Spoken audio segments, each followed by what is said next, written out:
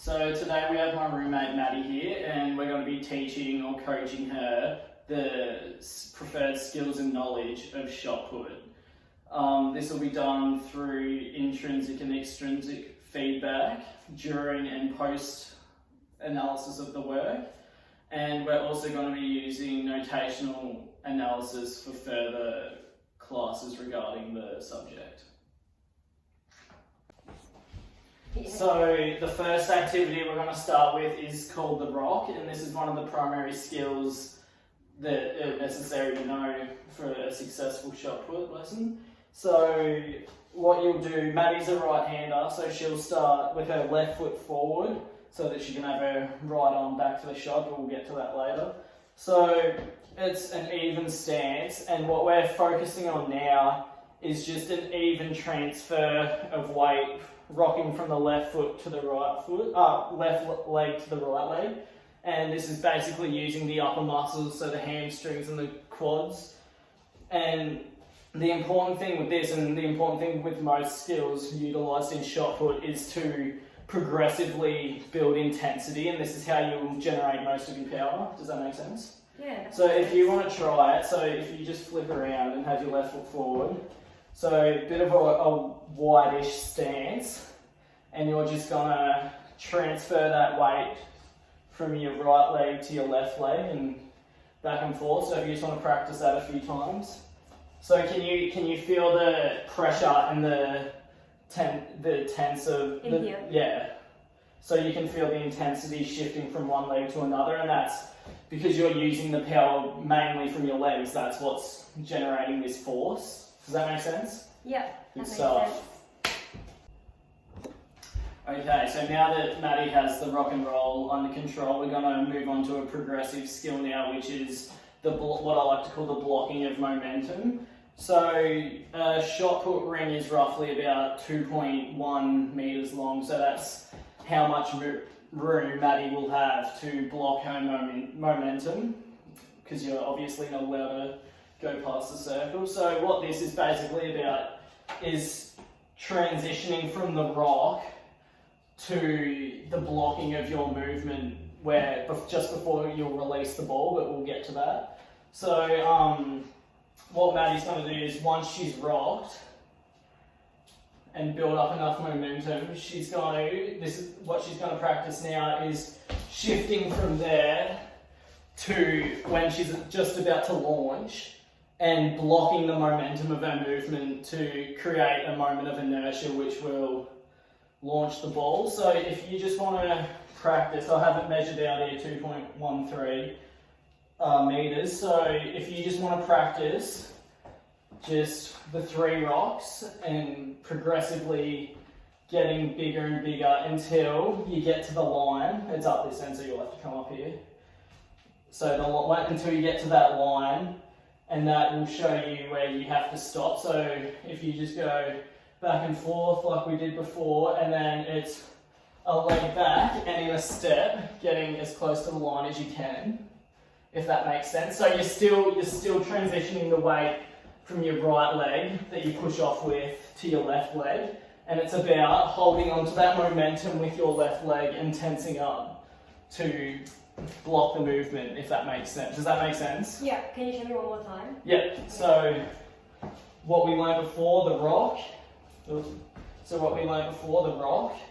back and forth, and then when you've built up enough momentum, the kick back, and you're just practicing stopping at that line to block the momentum you've created. Okay. And make sure you can feel where the tension's being caused so that you know what muscles to use. So 1, 2, 3. Good. I like that. Does that make sense? Yeah. Awesome. Thank you.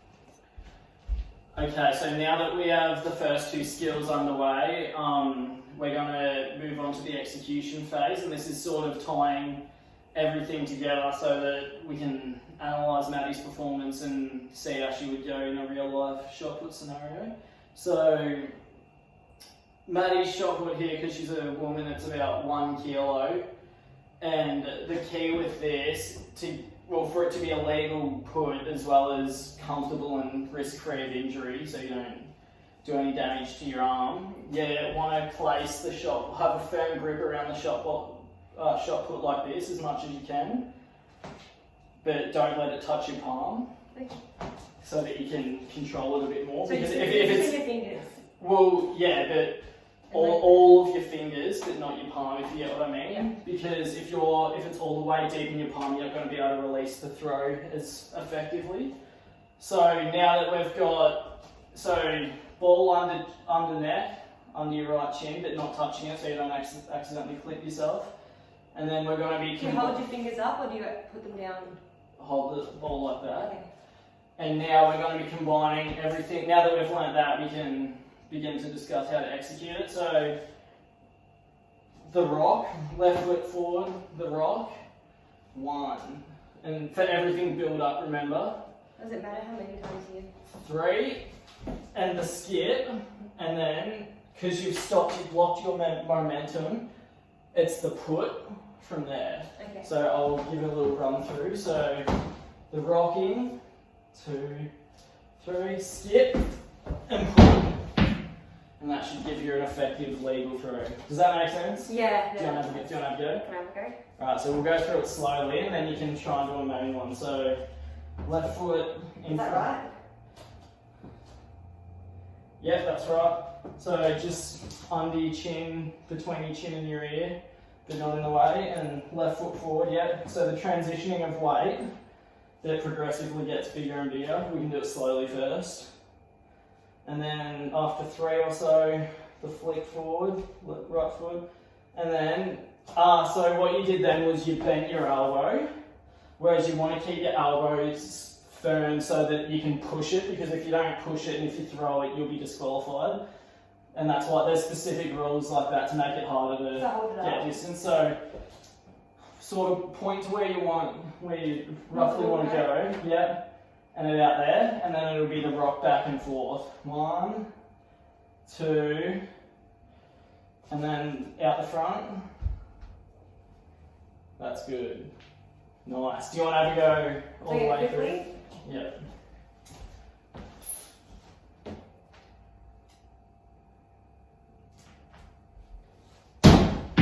Good stuff. So the reason the lesson's been set up this way is so that notational analysis is available for our use. So this pretty much means to be able to use quantable and qualitable analysis of the performance. So because it's so repetitive and so easily understandable, the benefit of that is that we can do it multiple times over and over, and then each time develop your understanding of the knowledge and skills, and you'll be able to watch yourself, or like I'll be able to watch you get better and better each time. So that's quantable, and it's qualitable because I can literally stand here and watch your performance and analyse it and pick parts of it that you need to improve and parts that you're good at, and yeah. But today it was pretty good, so well done. So overall, Maddie did a pretty good job today. She seems to have a pretty sound understanding of all the elements of shot put, but a few things from my feedback was a few times you weren't necessarily equally balanced out with your stance, and you didn't really, so it made it a bit harder for you to evenly transition your weight, I could see. Yeah. But I saw that you got the hang of it towards the end, and also... Yeah, I noticed that at the start, so I was trying to think about that, but I kept forgetting to do that. That's good that you noticed it, and we can talk about it. Also, there were a few times you had a bit of a slippy grip of the ball, but just to remember for full control of it and to be able to launch it as best as you can, just to have it securely in your fingers like that. And also just to remember that you're pushing it from here, you're not throwing it, and you're not bending your elbow, and you're trying to keep it all as coordinated as possible. So yeah. Should I have one more go? So post completion of shot put training, if you are feeling soreness, there are a few things you can do to help this. So although the action itself would be using the ATP PC system, throughout the progression of the whole training, you'll be using your aerobic capacity, so because you've got to be breathing the whole time, and you're usually going to be walking around until you get to this extreme movement. And because of this, the main soreness, and combined with the explosiveness of the action, the main soreness you'll find will be a CO2 build up in the muscles, which is just a byproduct of oxygen use, and it causes soreness because of acidity and stuff.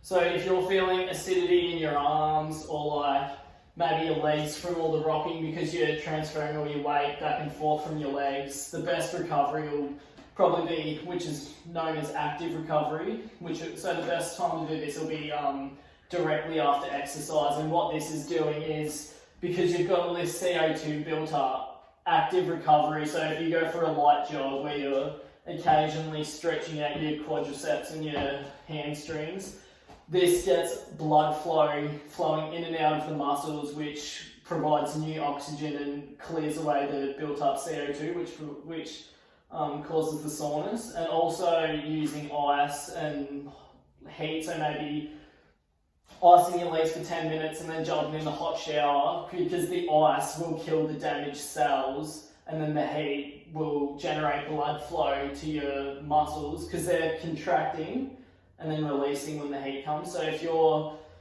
going in and out from ice to hot, it'll start contracting and then generating blood flow, and this flows out the CO2. So if you're feeling sore after today's lesson, these are a few things that you might need to do to help. Does that sound good? Sounds good. Beautiful.